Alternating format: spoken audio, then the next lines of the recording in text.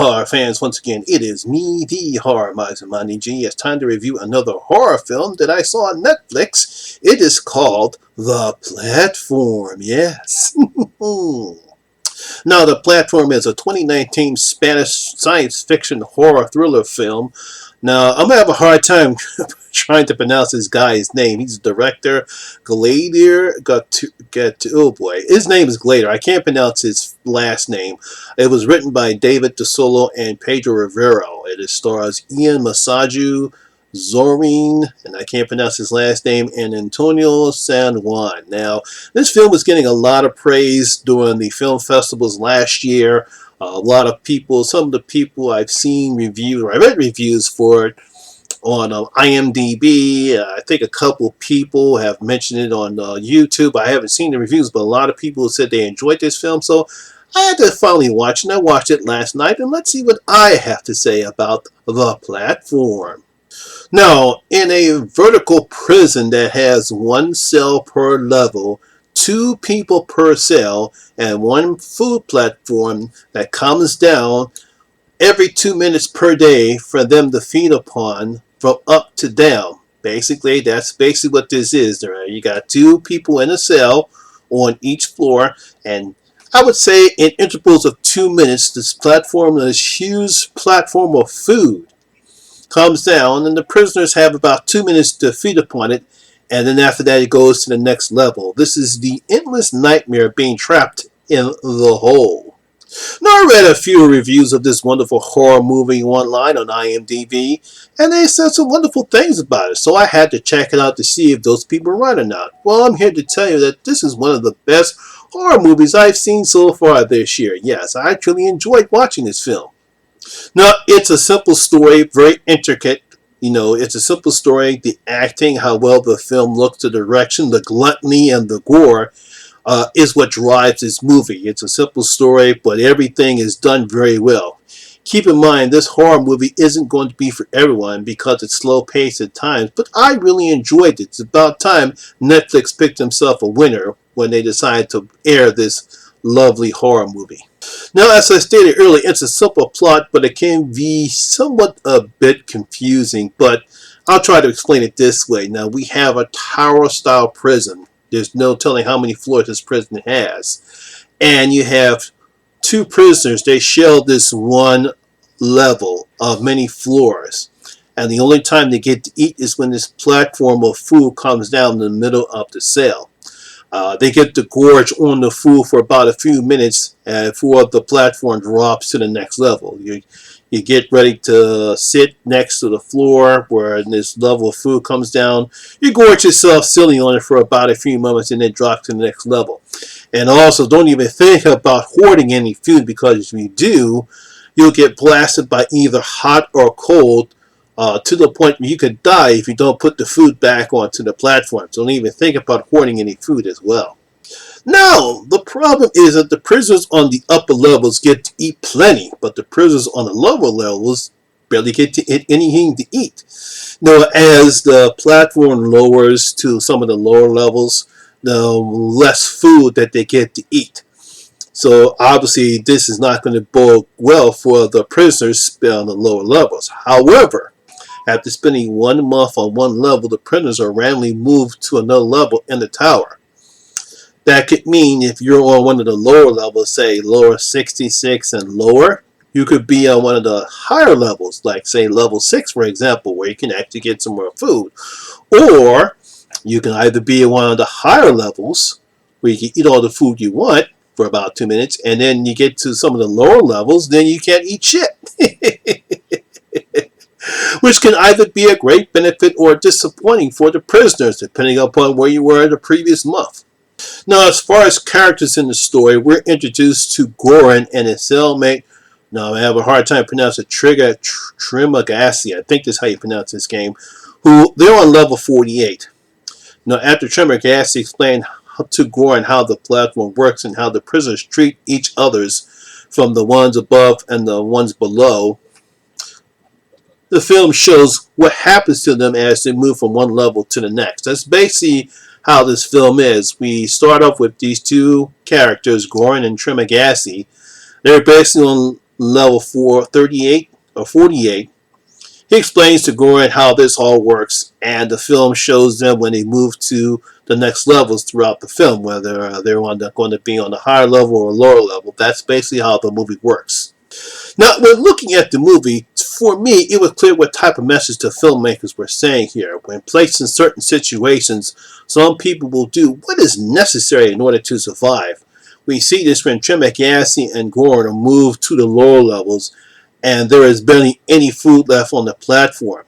Now, knowing how to survive, since he's been there longer, Tremekasi, he's prepared, thanks to the self-sharpening knife as one of the items the prisoners are allowed to bring with them. Now, Gore, he brought this Don Quixote book as his one item.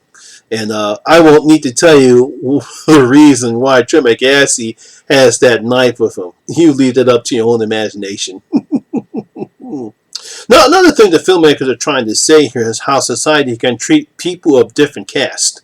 Now, prisoners on the upper levels, they don't speak or they do nasty things to the prisoners on the lower levels, while the prisoners on the lower levels beg for anything or they resort to cannibalism.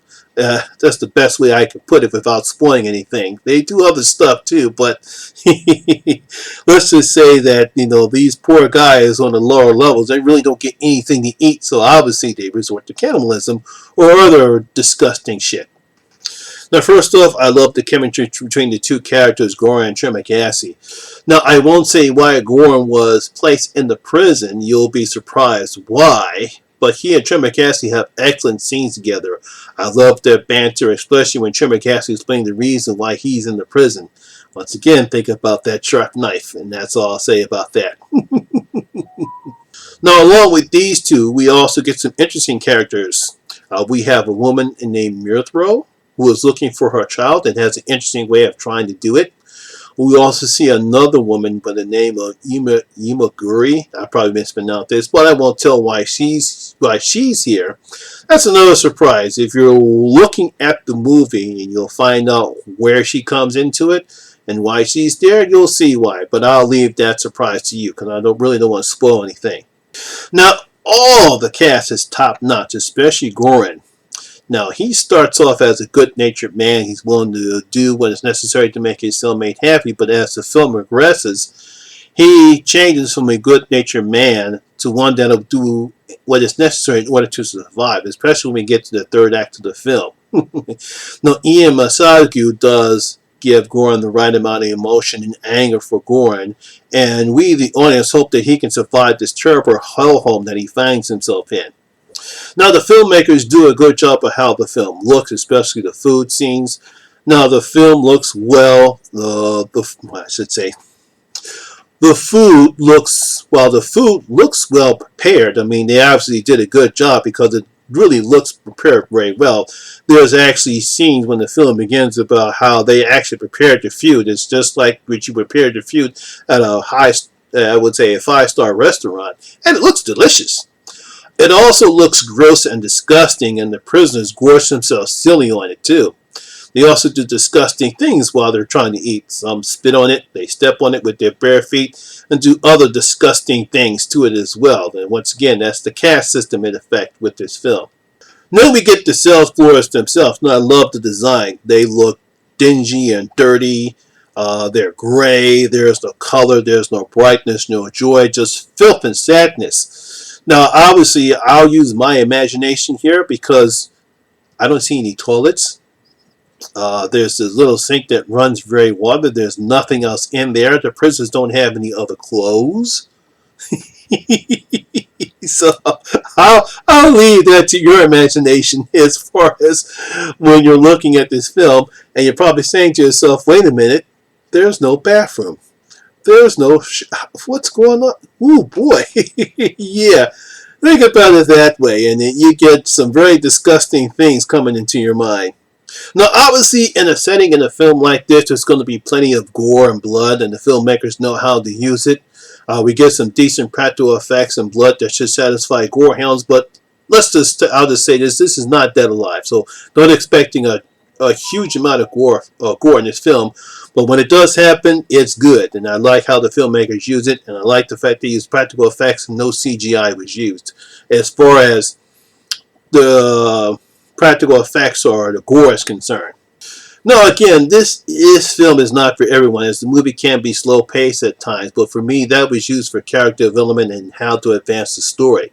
But some people might find it boring because there's little to no action. There's no jump scares in it. This is not your typical horror movie. This is more of a character-driven horror movie, basically about the character of Gore and how this prison or how caste systems are used to determine the rich and the poor, or in this particular one, how the prisoners at the upper levels treat the prisoners at the lower levels, and what people will do in order to survive in situations that they're placed in. Some people are willing to do what is necessary, and some people aren't. So I believe that's what this film is trying to show here. So, but this is not your typical horror film. And as I stated before, this was an interesting story and premise. I enjoyed the characters. I love Goran's story arc throughout the movie. And despite how the movie ended, I truly enjoyed it. I loved the acting. I loved the pacing. Everything was great about this movie. I highly recommend that you watch it. It's on Netflix, so if you get a chance to watch it, please do. Like I said before, this movie will probably not going to be for everyone. But if you do get a chance, please watch it. So, I'm going to give the platform 4 out of my 5 bloody gold coins. The platform is going to get 5 out of my bloody gold coins. Now, I was able to see it on Netflix. I don't know if it's going to be playing in Netflix throughout the country. It is dubbed in English. So some of this dubbed in English. I don't know if there's a actual Spanish version. That's not an undubbed version, but even with the dubbed version, I still enjoyed it. So I just let you know that this is a dubbed version for this Spanish movie. And so that's my review and video for the platform. Have you seen the platform? What do you think about it? Did you enjoy it as much as I did when we discussed it, especially with some of the food scenes? So leave your comments down in the comment section below for what you thought about the platform. If you enjoyed this video, please like and share. Also, if you're new here, please hit that subscribe button and ring that notification bell. That way you'll be notified anytime when I put up new videos such as this one. Also, all my social media links will be in the description box below as well. Once again, my name is Lamont Smith, better known as the Horror Miser Monty G. And always remember, horror rules. I'll see you in my next video. I'm out. It's back in the saddle again.